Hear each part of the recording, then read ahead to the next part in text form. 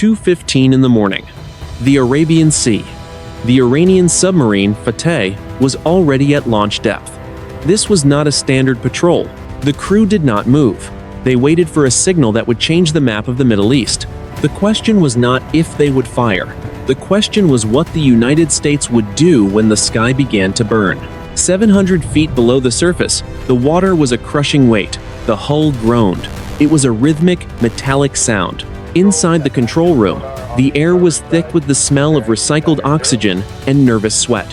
Commander Arash looked at the digital clock. The red numbers counted down. They were 3 minutes away from a test that had never been attempted by a boat of this class. The Fateh was small. It was agile. Most Western intelligence reports claimed it was incapable of carrying a ballistic payload.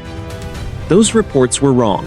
2:16 in the morning, 20 miles to the north, a United States Navy P-8 Poseidon aircraft banked slowly through the humid night air. Below them, the Arabian Sea looked like a sheet of black glass. The radar operator in the back of the aircraft leaned closer to his screen. Something was wrong. The operator spoke into his microphone. Tactical. This is Sensor 1. I have a localized surface disturbance. Bearing 180. The tactical coordinator responded immediately. Confirm. Is it a biological contact? Negative. The signature is consistent with a venting sequence. It is massive. The crew of the P-8 did not know it yet. They were looking at the first signs of a cold launch sequence. A gas generator was pressurizing a tube. A missile was preparing to fly. 2:17 in the morning, inside the submarine. Commander Arash placed his hand on the launch console. His palm was dry. He was a professional. He had spent 20 years in the dark. He knew the risks. If the missile exploded in the tube, the Fateh would become a tomb in seconds. If the missile launched successfully, the world would never be the same. He looked at his weapons officer. Status of the guidance package.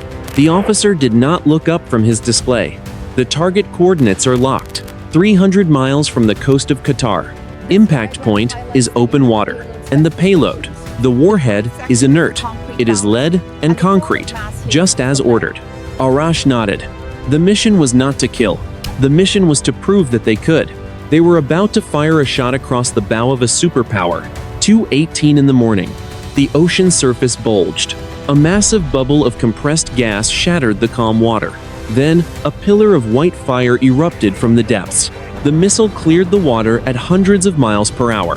Its first stage ignited with a roar that could be heard for 10 miles. On board the P-8 Poseidon, the sensor operator screamed into the radio. Flash! Flash! Flash! We have a subsurface launch. I repeat. We have a ballistic missile egress. 180. It is climbing fast. The pilot pushed the throttles forward. The engines of the P-8 screamed. He banked the heavy plane away from the launch site. His eyes were locked on the rising streak of orange light. It looked like a finger of fire reaching for the stars. Get the carrier on the line, the pilot ordered. Tell the Abraham Lincoln that the Iranians just started the clock. The missile was now at 12,000 feet. It was accelerating through Mach 1. On the ground in Tehran and in the Situation Room in Washington, the screens began to glow. A single red line moved across the map. It was heading toward the most concentrated American military presence in the world. The morning was still quiet. It would not stay that way. 2:22 in the morning. The Combat Information Center of the USS Abraham Lincoln. The room was bathed in a dim blue light. It smelled of ozone and cold coffee. 40 sailors sat at workstations. They were the eyes and ears of the carrier strike group. The atmosphere was professional. It was quiet. Then the alarm sounded. It was a high-pitched, rhythmic chirp. A young radar specialist shifted in his seat. Contact. Sierra 114. Emerging from the water. High velocity. Bearing 180. The tactical action officer stepped forward. Classify. Is it an anti-ship missile? The specialist shook his head. Negative.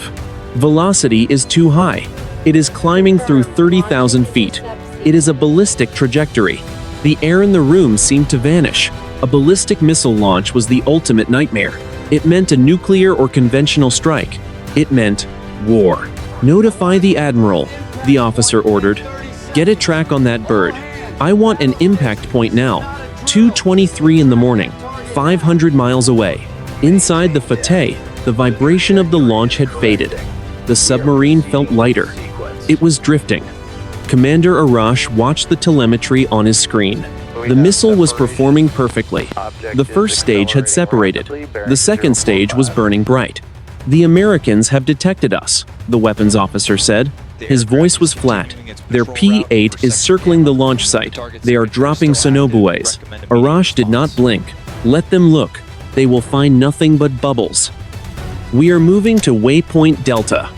Sir, the missile has entered the mid-course phase. Good. Initiate the broadcast. 2:25 in the morning. The USS Abraham Lincoln was no longer a quiet ship.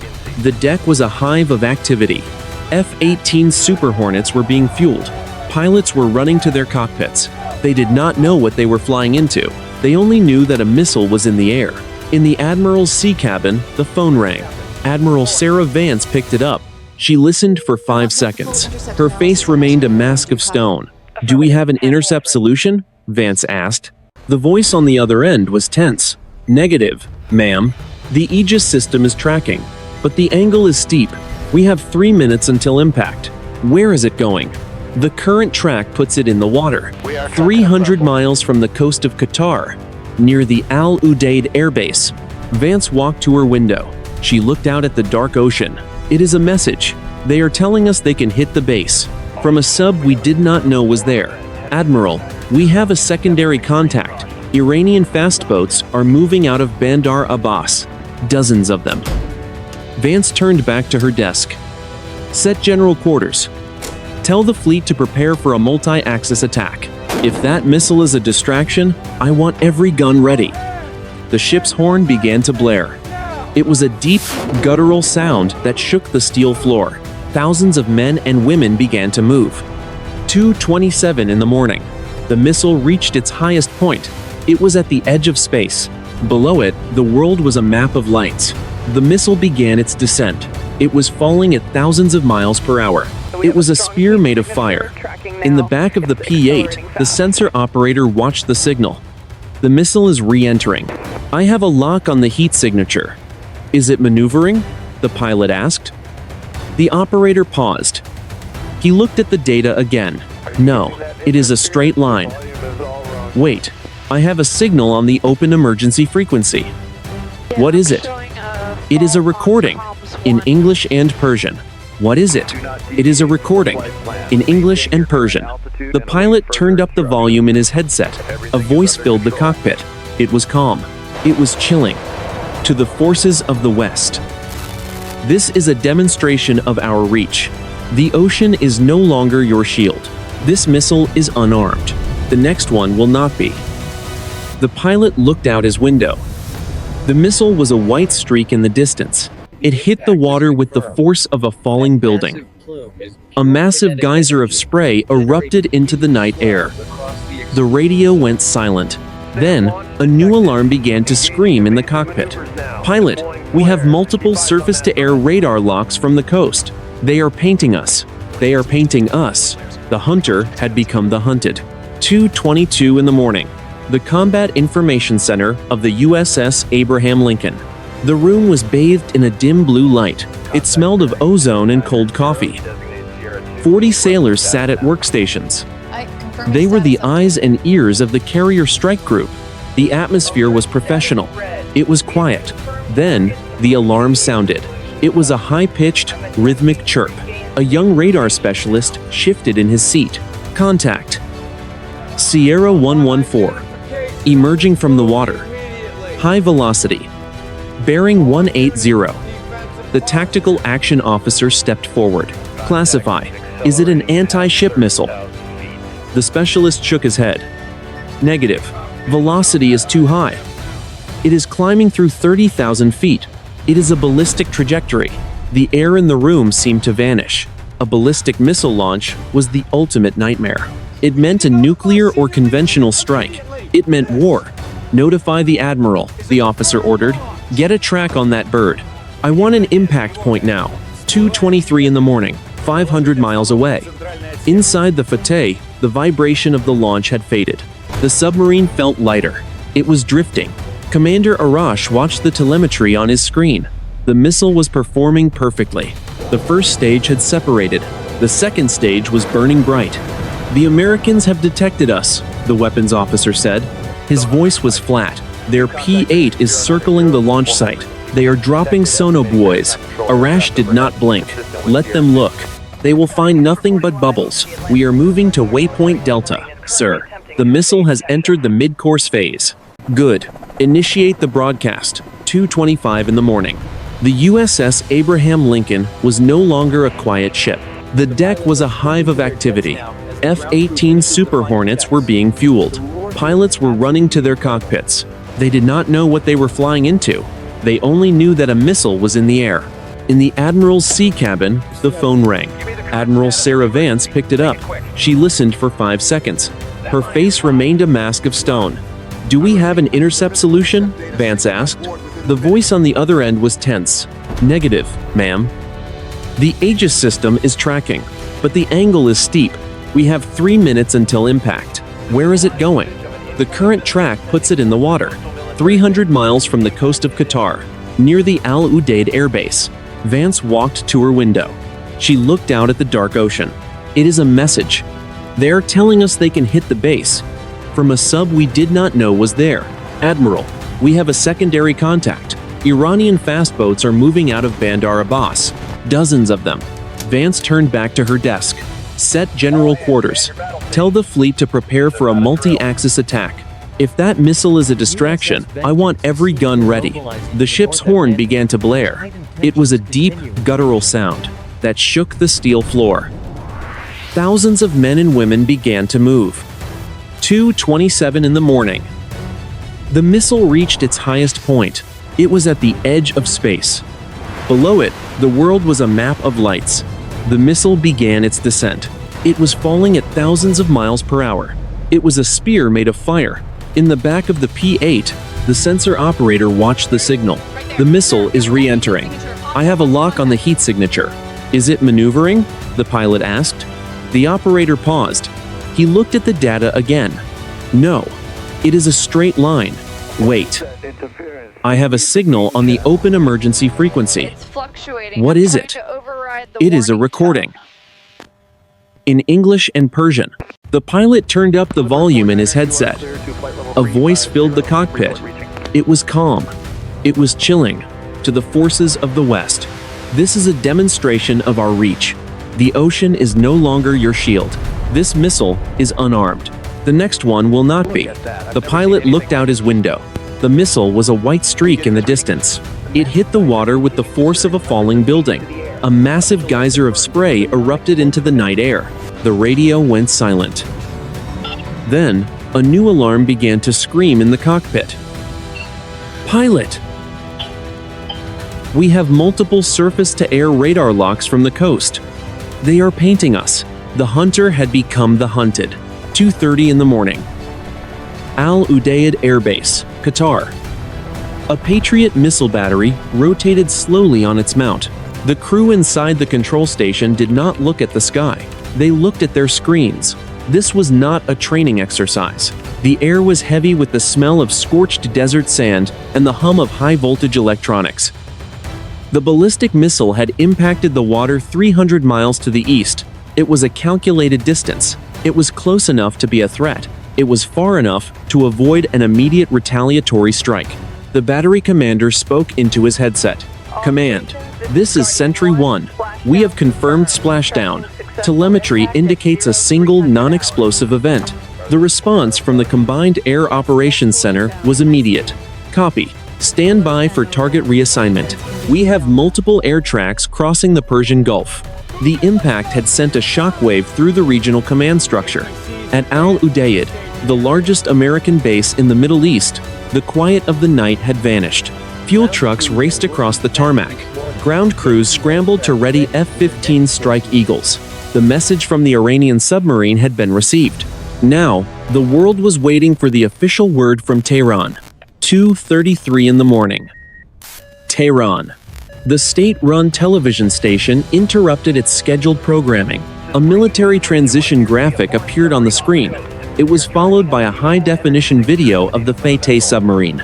The footage showed the missile clearing the water in a cloud of steam and fire. A news anchor began to read a prepared statement.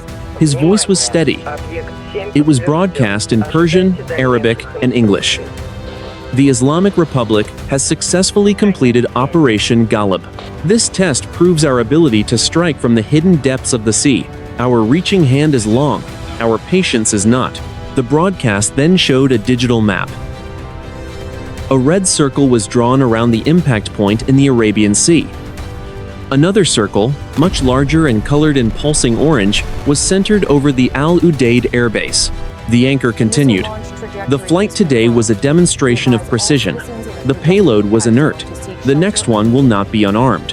Any violation of our territorial waters will result in a kinetic response. The message was clear. Iran had achieved a submarine-launched ballistic capability. They had bypassed the traditional surface-based defenses of the United States Navy. 2:38 in the morning. The National Military Command Center, the Pentagon, a bank of monitors displayed real-time satellite imagery of the Arabian Sea. 3-star generals and civilian analysts stood in a semicircle. The room was silent except for the clicking of keyboards. A senior intelligence officer pointed to a heat map. They used compressed gas to eject the missile before ignition. This confirms the Fateh class is more dangerous than we estimated. A general in a flight suit crossed his arms. What is the status of the carrier strike group? The officer adjusted the display. The Abraham Lincoln is at general quarters. They are 300 miles from the launch site. But we have a problem. The Iranians are flooding the zone. He zoomed in on the Strait of Hormuz. We are counting 60 fast attack craft. They are armed with C-802 anti-ship missiles. They are moving into the shipping lanes. They are creating a screen. The general looked at the red dots on the screen. They are trying to trap the carrier in the Arabian Sea. They fire a missile to get our attention. Then they move the swarm to hold the door shut. Sir, the president is on the secure line. He wants options for a proportional response. The general stared at the map. Proportional. They just threw a rock at our window and told us the next one is a grenade. There is no such thing as proportional anymore. The tension in the room was a physical weight. Every person in the Pentagon knew the math. If the United States struck the Iranian fast boats, the Iranians would launch more missiles from the deep. If the United States did nothing, the threat to Al-Udeid would become a permanent reality. The screen flashed. A new contact appeared near the coast of Oman. General, we have a second underwater acoustic signature. It is not the Fateh. It is something larger. The situation was no longer a test. It was an encirclement. 2:36 in the morning. The White House Situation Room. The president sat at the head of the mahogany table. On the wall, a massive digital display showed the Arabian Sea in shades of neon blue and red. The red dots represented the Iranian swarm. They were closing the distance to the American carrier strike group. The National Security Advisor leaned forward. The rules of engagement are currently set to self-defense only, but the admiral on the Lincoln is asking for a change. She wants the authority to engage any vessel that crosses a 10-mile perimeter. The president looked at the screen. If we fire first, we validate their narrative. They will say we attacked a peaceful demonstration in international waters. Sir, the advisor countered, 60 fast boats armed with missiles is not a demonstration. It is a firing line.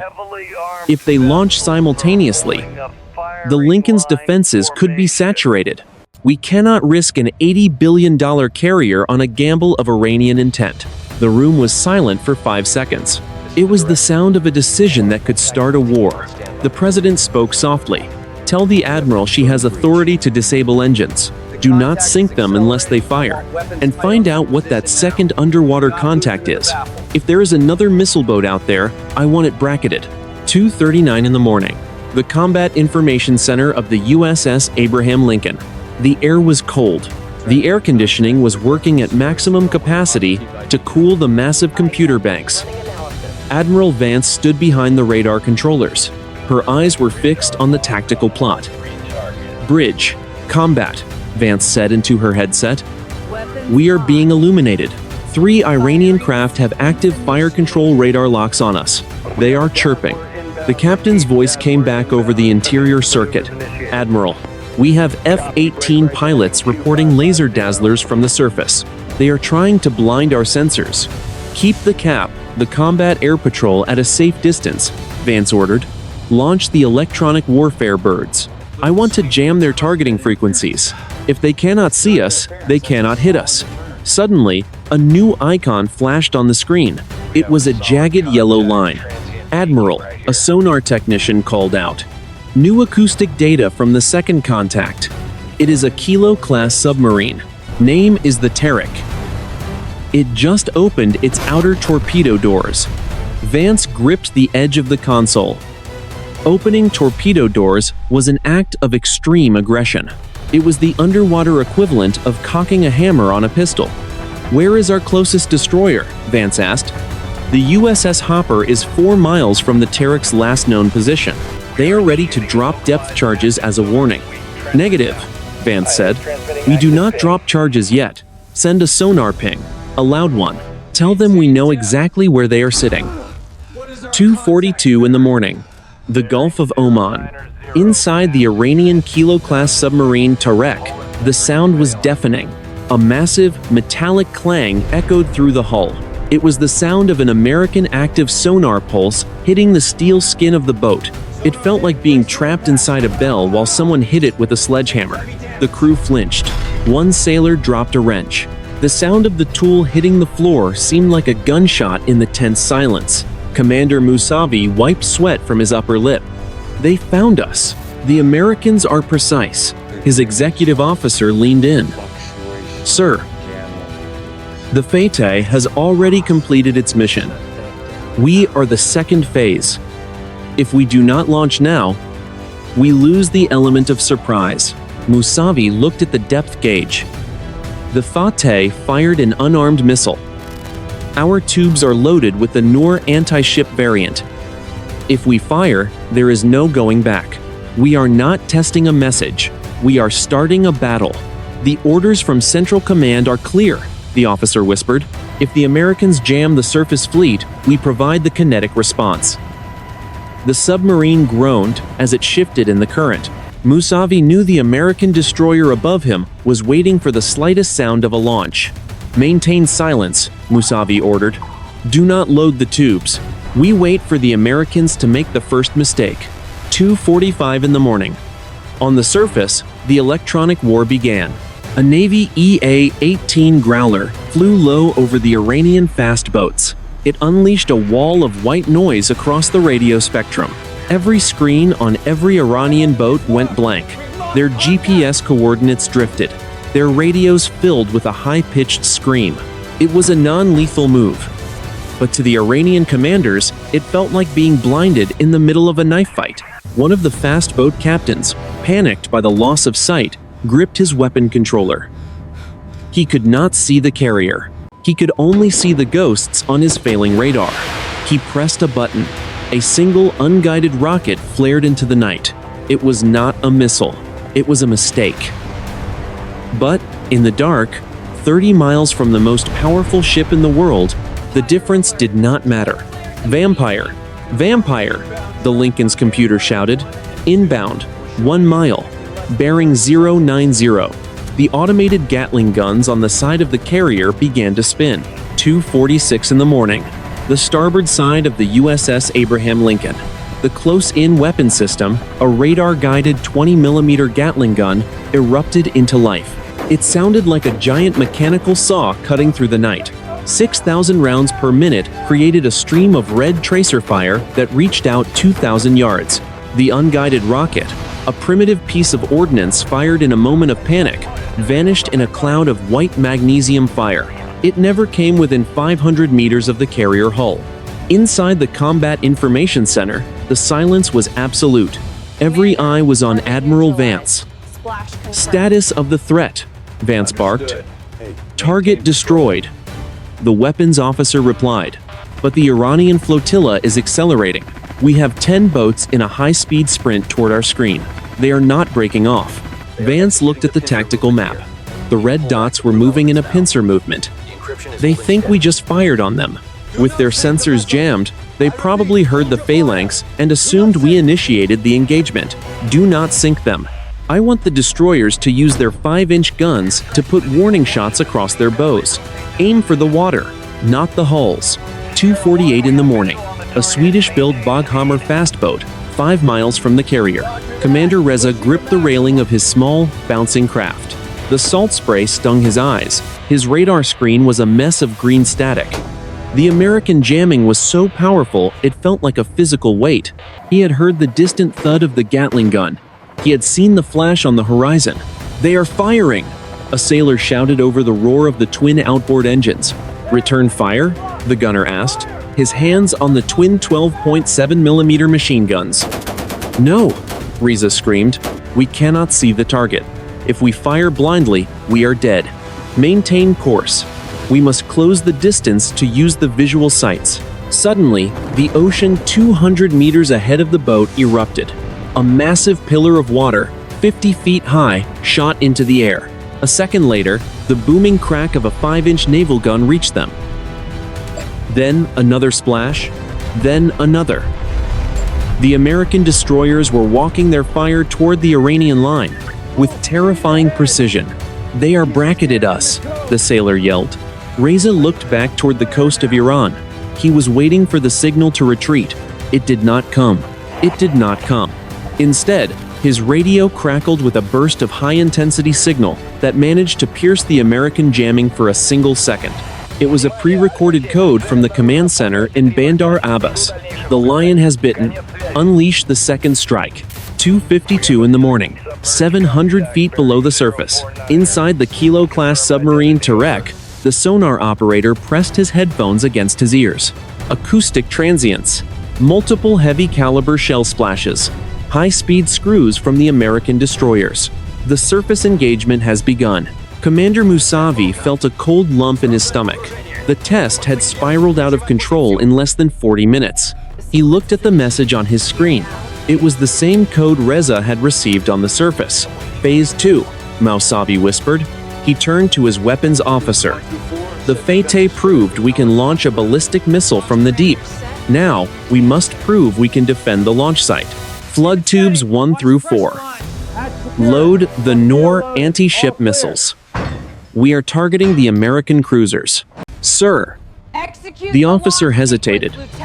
"If we launch from depth, the Americans will drop every torpedo they have on our position. We will not survive the hour." Musavi looked at a photo of his family taped to the bulkhead. "We are the shield of the revolution. If we do not fire, the Fateh was for nothing. Load the tubes." 2:55 in the morning. The American destroyer USS Hopper was 3 miles away from the Tarek. On the bridge, the sonar officer jumped. "Captain, I have high-pressure air signatures from the Kilo. They are flooding tubes. I repeat, they are flooding tubes." The captain did not hesitate. "Bridge to sonar. Launch an anti-submarine rocket. I want a Mark 54 torpedo in the water now. We are not waiting for them to shoot first." A hatch on the deck of the Hopper flew open. A rocket-assisted torpedo streaked into the air, arced over the waves, and splashed into the water 2 miles away. The parachute deployed for a split second before the torpedo dove into the black depths. Its active sonar seeker began to ping. The hunter and the prey were now locked in a circle of death.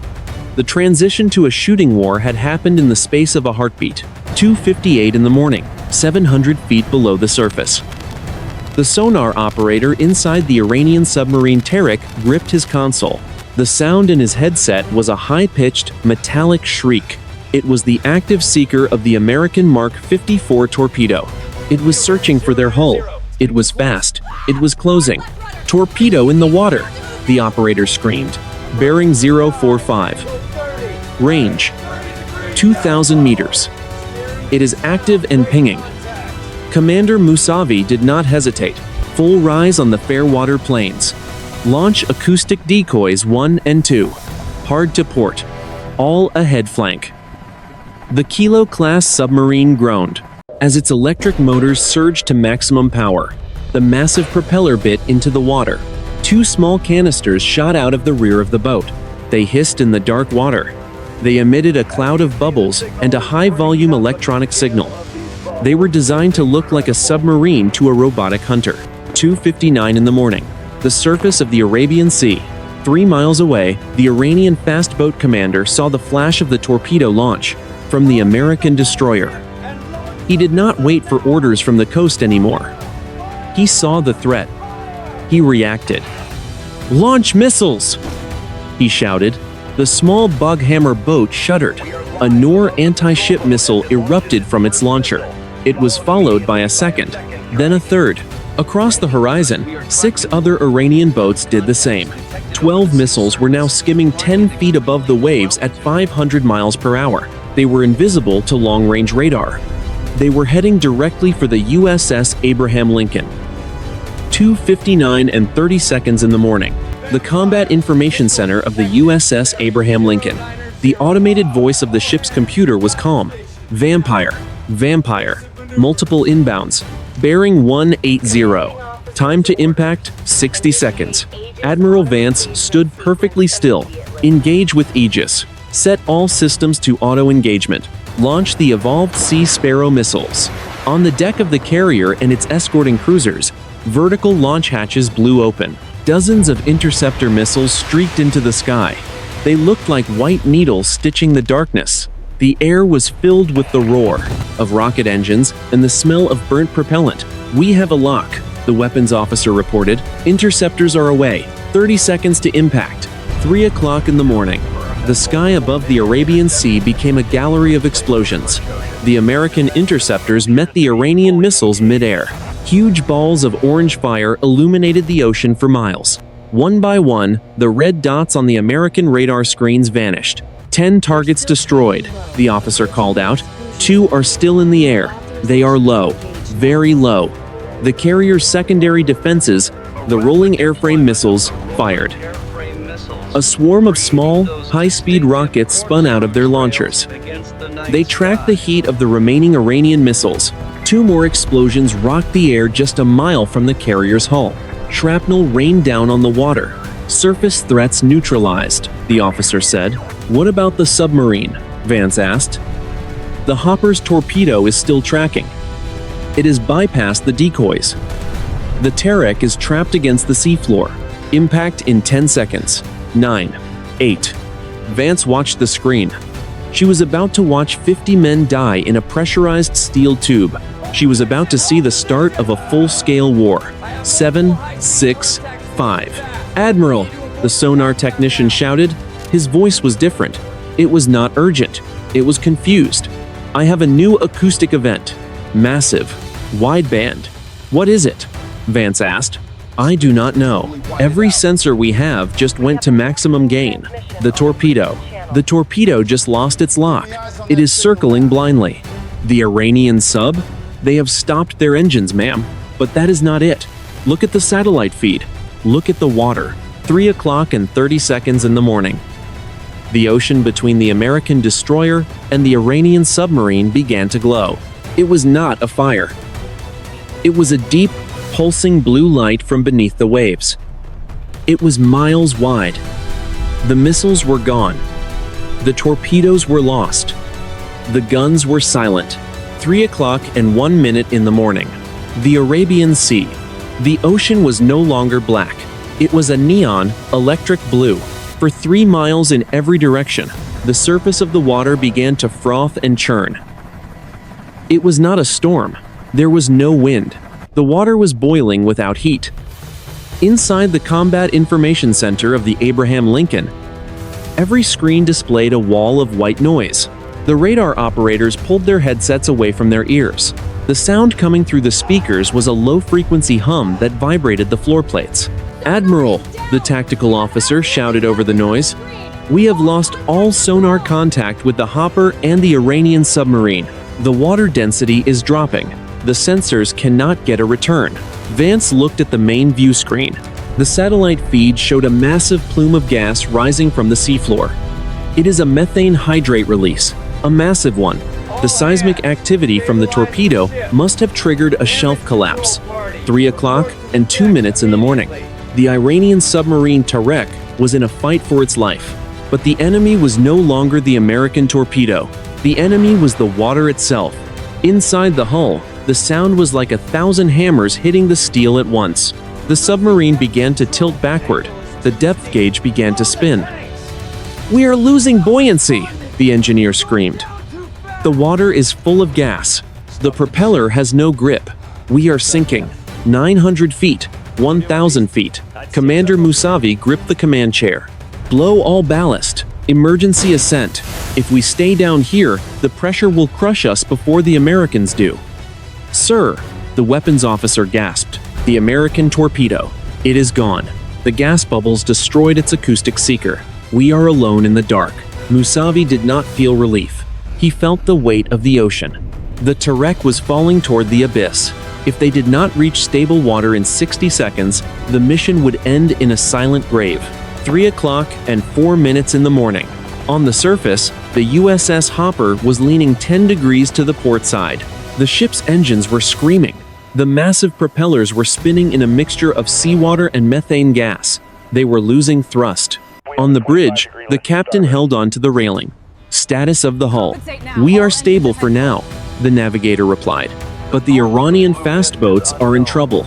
Their engines are failing. The gas is choking their intakes." The captain looked out at the blue glow. In the distance, he could see the small Iranian craft drifting. Some were already capsizing as the aerated water failed to support their weight. These were the men who had just fired missiles at his ship. Now, they were drowning in a chemical fog. "Captain," the radio operator called out, "I have a signal. It is not encrypted. It is coming from the Tarek, the submarine." "Put it on the speakers," the captain ordered. The voice that came through was distorted by static. It was Commander Mousavi. He was speaking in English. "American vessel. This is the Tarek. We have an engineering emergency. We are losing depth control. We have 52 men on board. We are declaring a maritime emergency. Please, stand down."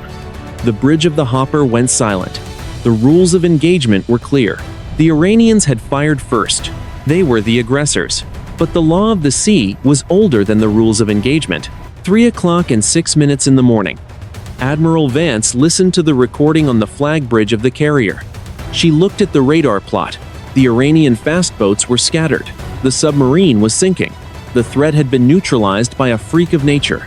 "Admiral," her chief of staff whispered, "we have them. We can finish this now. One more torpedo and the Tarek is gone." Vance looked at the glowing blue ocean on the monitor. She thought about the 52 men trapped in the dark. She thought about the message the Fateh had sent earlier that morning. The next one will not be unarmed. She made her decision. "Hopper, Lincoln," Vance said into the secure line, "cease all hostile action. Launch your search and rescue helicopters. Drop sonar flares to guide that submarine to the surface. We are no longer in a kinetic engagement. We are in a rescue operation." "Admiral," the chief of staff asked, stunned. "They attacked us, and the ocean is attacking everyone," Vance replied. "If we let them drown, the war starts tomorrow. If we save them, maybe we can talk our way out of this." In the distance, the first American Seahawk helicopter lifted off the deck. Its searchlight cut through the blue mist, searching for the first Iranian head to bob above the surface. The shooting had stopped, but the tension was only beginning to shift. 3:15 in the morning. The Arabian Sea. The surface of the ocean was still churning. The electric blue glow was fading into a dull, sickly gray. Huge patches of white foam drifted across the waves like ice. In the center of the disturbance, the water began to bulge. A black, metallic shape broke the surface with a violent surge. The Iranian submarine, Tarek, was back in the air. It was listing 30 degrees to the starboard side. Thick clouds of white steam hissed from its cooling vents. The hull was covered in mud and silt from the seafloor. It looked like a wounded whale gasping for breath. Above the submarine, 2 American Seahawk helicopters hovered. Their powerful searchlights cut through the mist. The downdraft from their rotors flattened the foam on the water. Inside the cockpit of the lead helicopter, the pilot gripped the cyclic. "Command, this is Raven 161. We have visual on the Tariq. She is surfaced but unstable. I see crew members emerging from the conning tower. They are not wearing life vests." The response from the destroyer USS Hopper was immediate. "Raven 161, maintain your hover. Do not approach within 50 meters. We are waiting for a response from the Iranian flotilla." 3:17 in the morning. On the deck of the Tariq, Commander Mousavi climbed out of the hatch. The humid night air felt like a blessing after the recycled oxygen of the sinking boat. He looked up. The blinding white light of the American helicopter washed over him. He shielded his eyes with his hand. Behind him, 3 sailors collapsed onto the narrow deck. They were coughing. The air inside the submarine had become toxic as the batteries began to off-gas during the emergency ascent. Mousavi looked at the horizon. 5 miles away, the silhouettes of the American destroyers were dark against the sky. Their guns were trained on his position. He looked to the north. The remaining Iranian fast boats were idling in the water. They were waiting for him to give the order. One word and they would fire their remaining missiles. One word and the helicopters would be blown out of the sky. Mousavi reached for his radio. "This is Commander Mousavi of the Tariq. To the American aircraft. Why are you not firing?" The voice that came back was calm. It was the pilot of the Seahawk. "Commander, this is the United States Navy. We are here for search and rescue. Your vessel is in distress. Do you require medical assistance or evacuation?" Mousavi looked at his men. They were exhausted. One of them had a broken arm from the violent tilt of the boat. He looked back at the helicopter. "We are a sovereign vessel of the Islamic Republic. We do not require your help." "Commander," the pilot replied, "our sensors show your internal temperature is rising. If your cooling pumps are dead, you have 20 minutes before a thermal runaway. We have rescue swimmers ready to deploy. The choice is yours." 3:20 in the morning. The White House Situation Room. The president was standing now. He was watching a high-resolution drone feed of the Tariq. The black submarine looked small and helpless in the middle of the empty ocean. "The Swiss ambassador is on the line," the national security advisor said. "Tehran is claiming we used a tectonic weapon to sink their submarine. They are threatening a full retaliatory strike against our bases in the region." The president rubbed his eyes. "A tectonic weapon? They think we can trigger underwater landslides on command. Tell the ambassador to send them the raw sensor data from the Lincoln. Show them the methane readings. Tell them our helicopters are currently the only thing keeping their sailors alive. Sir, the Iranian fast boats are repositioning. They are moving between the Hopper and the submarine. It looks like they are trying to create a human shield. Do not engage," the president ordered. "If they want to play shield, let them. But keep those helicopters on station. If that sub goes down again, I want our people picking those sailors out of the water. I will not let a natural disaster start a war." 3:25 in the morning. The Iranian fast boat commander Reza pushed his throttle forward. His boat was one of the few that had not been disabled by the gas release. He moved his craft until it was less than 50 meters from the Tariq. He looked up at the American helicopter. His gunner had a heavy machine gun aimed at the cockpit. "Commander Mousavi!" Reza shouted across the water. "We are here. We will take your crew on board. Tell the Americans to leave." Mousavi looked at the small, bouncing boat. He looked at the massive American carrier strike group on the horizon. He knew the truth. Reza's boat could not save 50 men. It could not tow a Kilo-class submarine. "Reza!" Mousavi shouted back. "Stand down. Lower your weapons." "But they are the enemy," Reza yelled. The Fateh sent the message. "We are winning." Mousavi shook his head. "The ocean does not care about our messages, Reza. Look at the water. It is gray. It is dead. We almost started a fire that would have burned us all. Tell the shore command that the Tariq is accepting a neutral escort." He turned back to the helicopter. He raised his hand. It was not a salute. It was a signal of surrender to the reality of the situation. "American pilot, we will accept a tow to the 12-mile limit, but your sailors do not board my ship." If a single American foot touches this deck, I will scuttle the boat. Copy that, Commander, the pilot said. The hopper is moving into position. Stand by for the line throw. The crisis was shifting from a battle to a tense, silent cooperation. But in the distance, the Fateh, the boat that had started it all, was still submerged, and its mission was not yet over. 3:45 in the morning, 400 feet below the surface, the Iranian submarine Fateh moved in absolute silence. Its electric motors hummed at a low frequency, barely a whisper against the background noise of the ocean. Commander Arash sat in the darkened control room, illuminated only by the faint green glow of the tactical displays. He had heard the acoustic signatures of the surface battle. He had heard the roar of the methane release. Status of the second launch tube, Arash asked. The weapons officer looked at the console. The tube is pressurized. The second missile is ready for ignition. We are holding at the pre-assigned coordinates. Arash looked at the digital map. He could see the icon for the Tarek, 5 miles away, struggling on the surface. He could see the American destroyers surrounding it. The mission had been to send a message. 1 missile was a demonstration. 2 missiles would be an act of war. Disarm the second tube, Arash ordered. Vent the pressure. We are heading for the deep water of the Gulf of Oman. The officer hesitated. Sir, the broadcast said the next one would not be unarmed. If we do not fire, the Americans will think we were bluffing. The Americans do not think we are bluffing, Arash replied. They saw a ballistic missile fly from a submarine they thought was a toy. They saw us bracket their largest airbase. The message was received. If we fire again, there will be no one left to read the reply. Secure the boat for silent running. 3:52 in the morning. The Combat Information Center of the USS Abraham Lincoln. Admiral Vance stood before the glass plot. The blue glow of the methane event had finally dissipated on the satellite feed.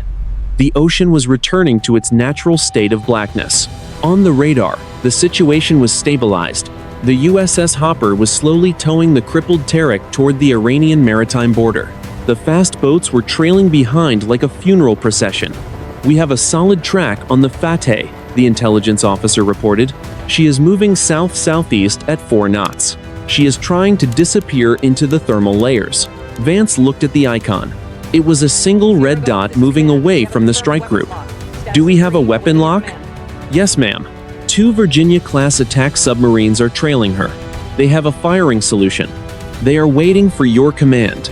Vance took a deep breath. The pressure in the room was suffocating. If she gave the order, the Fateh would be destroyed in seconds. The Iranian ballistic capability would be set back by a decade. But the cost would be a regional conflict that could last a generation. Let her go, Vance said. The room went still. The weapons officer looked up. Admiral, that boat just proved it can hit Al Udeid. If we let them keep that technology, we are leaving a loaded gun on the table. We are not leaving it on the table, Vance countered. We are changing the table. If we sink them now, we are the aggressors in a search and rescue zone. We have the telemetry. We have the acoustic signature. We know how they did it. Now, we go to the diplomats. Tell the Virginia boats to maintain a passive trail. Do not engage unless fired upon. 4:10 in the morning. On the surface, the tow line between the USS Hopper and the Tarek pulled taut. The American destroyer moved at a crawling pace of 5 knots.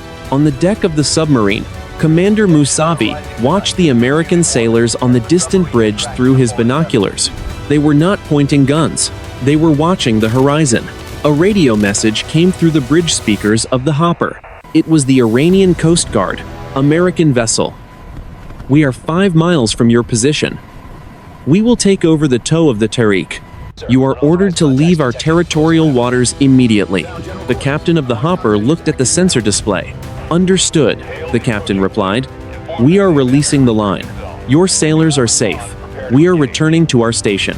The heavy steel cable splashed into the water. The Tarek drifted for a moment before the Iranian frigates moved in to secure her. There were no cheers. There were no insults over the radio. There was only a cold, professional distance. 4:30 in the morning. The Abraham Lincoln began to turn, its massive wake carving a white arc in the water. The aircraft that had been launched in the heat of the crisis were beginning to land. The arrestor cables snapped across the deck with a rhythmic thud. In the ready room, the pilots unzipped their flight suits. Their faces were pale. They had come within seconds of launching missiles at targets that would have changed the world. The crisis had ended not with a bang, but with a silent agreement to step back from the edge. But as the crew of the Lincoln looked at the tracking screens, they saw the red dot of the Fateh finally vanish into the deep. The message had been sent. The Arabian Sea was no longer an American lake. 5:30 in the morning. The flight deck of the USS Abraham Lincoln. The sky was turning a pale, bruised purple. The last F-18 Super Hornet caught the number 3 arrestor wire. Its engines roared for a second as the pilot went to full power. Then the hook held. The aircraft slowed to a stop. The engines began to wind down into a low whistle. The flight deck crews moved like ghosts in the dim light. They were exhausted. They had spent the night on the edge of a knife. Admiral Vance stood on the observation gallery. She watched the blue shirts chalking and chaining the aircraft. There was no cheering. There were no high fives. The sailors moved with a heavy, mechanical efficiency. They knew how close they had come to a different kind of morning. 5:45 in the morning. The Iranian maritime border. The tow line was gone. The USS Hopper had turned south. To the north, the Iranian frigate Alborz had taken the Tariq under its wing. The submarine sat low in the water. It looked like a broken toy being pulled home by a larger sibling. The gas release had stopped. The water was no longer glowing. The ocean was reclaiming its secrets. On the bridge of the Alborz, the captain watched the American destroyer pull away. He did not use his fire control radar. He did not even use his binoculars. He simply watched the white wake of the American ship disappear into the morning haze. He had his submarine back. He had his men back. But he knew the price of their survival. 6 o'clock in the morning. The flag bridge of the carrier. The morning brief was short. The tactical situation was green. The Iranian swarm of fast boats had retreated to their coastal hangars. The Fateh was gone. It had vanished into the deep water of the Indian Ocean. It was a ghost once again. The chief of staff stood next to Vance. He handed her a digital tablet. The report is ready for the Pentagon, Admiral. We are calling it a non-kinetic encounter with a natural seismic event. Vance looked at the screen. She scrolled through the satellite images of the missile launch. It was a perfect white streak against the Black Sea. It was not a non-kinetic encounter. It was a demonstration. They showed us they can hit our bases from a hole in the water. We showed them we can save them when they fall in. The chief of staff looked out at the flight deck. Do you think they are grateful, ma'am? Vance shook her head. Gratitude is not a factor in the Arabian Sea. Only capability matters. And their capability just jumped forward 20 years. They have a submarine-launched ballistic missile. It does not matter if it was unarmed. The physics are the same. So what happens now? Now we wait for the politicians to catch up, Vance said. We resume our patrol. We keep our eyes on the sonar. The silence is over. 6:15 in the morning. The USS Abraham Lincoln began its scheduled turn. It was heading back to its designated patrol box. The routine was resuming, but the routine was a lie. The coordinates of the impact point near Qatar were already being programmed into every defensive battery in the region. The sensors were being recalibrated to look for the specific acoustic signature of a cold launch gas generator. The crisis had fully resolved. The immediate threat of war had faded with the stars. No missiles were flying. No ships were lost. But history had shifted in the dark. The morning was finally here. It was bright. It was cold. It was the start of a new and dangerous era. 2 days later, 10:15 in the morning, the Pentagon. The briefing room was filled with the low hum of high-end servers and the scent of expensive coffee. On the main screen, a frozen frame of the infrared satellite footage showed the moment the Iranian missile cleared the water. It was a jagged, white-hot spike against the cool blue of the Arabian Sea. A senior analyst from the Office of Naval Intelligence stood at the lectern. He pointed a laser at the base of the missile. The telemetry from the Lincoln confirms our worst-case estimates. The Fateh is no longer just a coastal defense asset. It is a strategic launch platform. They have successfully miniaturized the cold launch gas generator. This allows them to fire a medium-range ballistic missile from a submarine with a displacement of less than 600 tons. A general in the front row leaned forward. How did they stabilize the pitch during the transition from water to air? That boat is too small for a standard vertical launch system. The analyst clicked to the next slide. It showed a 3D reconstruction of the Fateh's hull. They did not use a vertical tube. They used a horizontal ejector. The missile is angled at 45 degrees within the pressure hull. It exits the boat like a torpedo. Then the gas shroud ignites the first stage once it clears the surface. It is a masterpiece of low-cost engineering. The room remained silent. The technical shock was settling in. For decades, the United States had relied on the fact that only large, expensive nuclear submarines could threaten land targets from the deep. Iran had just proven that a small, diesel-electric boat could do the same for a fraction of the cost. 10:45 in the morning. Tehran. Inside the headquarters of the Islamic Revolutionary Guard Corps, Commander Arash stood before a group of senior officers. He was no longer in his damp flight suit. He wore a clean olive-green uniform. On the table before him was a piece of debris recovered from the seafloor. It was a scorched component of the missile's guidance system. The Americans have requested the sensor data from the methane event, an official said. They are calling it a shared scientific interest. Arash looked at the component. They are calling it science because they cannot call it a defeat. They know the Fateh performed perfectly. They know that if the warhead had been live, the Udeid base would have been neutralized before their first aircraft could leave the runway. And the Tarek, the official asked. The crew is calling the Americans heroes for the rescue. Arash's expression hardened. The Americans saved our sailors. We will acknowledge that through the proper diplomatic channels. But do not let them confuse mercy with weakness. We showed them our reach. They showed us they have a conscience. In the next conflict, only one of those things will matter. 2 o'clock in the afternoon. The White House. The president sat in the Oval Office, looking at a printed transcript of the Iranian state broadcast. The rhetoric was aggressive, but the back-channel communications told a different story. The Iranian leadership was as shaken by the methane release as the Americans were. Both sides had looked into the abyss and seen how easily a mechanical error or a natural disaster could trigger a global catastrophe. The National Security Advisor stood by the window. The Russian and Chinese attaches are asking for the seismic data. The Russian and Chinese attaches are asking for the seismic data. They want to know if we have a new way to trigger undersea landslides. The Iranians have accidentally given us a new deterrent. Everyone thinks we are more powerful than we actually are. The president put the transcript down. Let them think it. We will not confirm or deny, but I want a permanent sonar net around that launch box.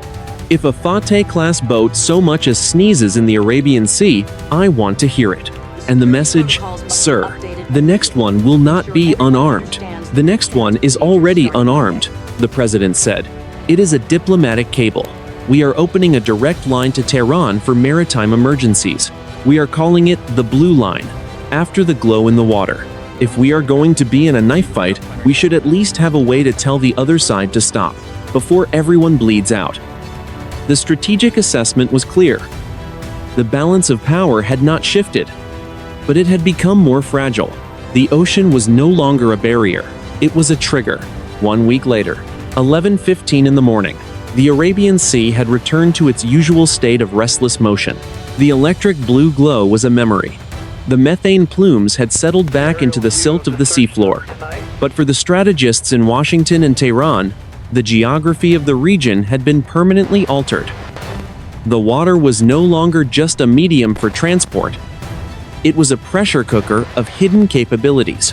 Military analysts would later refer to the event as the incident of the silent gavel. The term described the military missile launch. It was a strike that made no sound until it was too late to stop. The technical data confirmed a new reality. A small, diesel-powered submarine could now hold an entire regional command center at risk.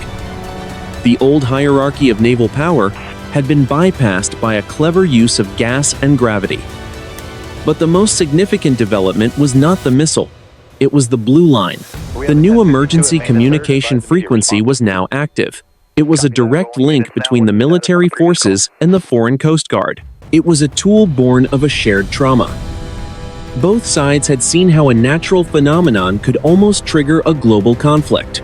The blue line was a recognition that, in the modern era, the greatest enemy is often the chaos of the environment itself. Inside the Defense Headquarters facility, the lessons were being codified into new training manuals. Sailors were being taught to recognize the acoustic signature of methane releases. Pilots were practicing maneuvers for low-visibility electronic warfare environments. The carrier strike group remained on station, but the rules of engagement had been refined. There was a new emphasis on verification. There was a new respect for the unknown. In the ports of the foreign nation, the military submarine sat in a covered pen. It was being refitted for its next patrol. It was a symbol of national pride, but it was also a reminder of the narrow margin between a successful test and a catastrophic war. Commander Arash had been awarded a medal in a private ceremony. He did not wear it. He spent his days in a classroom. He was teaching the next generation of submariners that the most difficult part of their job was not finding the enemy. It was knowing when to let the enemy live. Admiral Vance sat in her cabin on the aircraft carrier. She looked at a photograph of the blue ocean. She thought about the 52 men on the damaged submarine. She thought about the moment she chose not to fire the second torpedo. History is often written by the victors of great battles. But in the 21st century, history is shaped by those who prevent them. Modern deterrence is a fragile architecture of signals and shadows. It relies on the belief that the other side is rational. It relies on the hope that the technology will not fail. But above all, it relies on the restraint of the human beings behind the screens. No missiles flew, no ships were lost, but history shifted. When the line was crossed, both sides chose restraint. Modern warfare is decided not by who fires first, but by who chooses not to fire at all. The Arabian Sea remained dark. The watchers remained at their posts. The silence had been broken, but the peace had been held. For now, the gavel had fallen without a sound.